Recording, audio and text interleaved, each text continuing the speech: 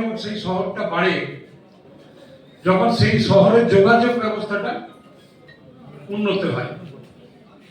যোগাযোগ ব্যবস্থা যদি না থাকে তাহলে কিন্তু সেই শহর কোনোদিন উন্নতি হতে পারে না। একটা হচ্ছে শহরের আভ্যন্তরীণ যোগাযোগ।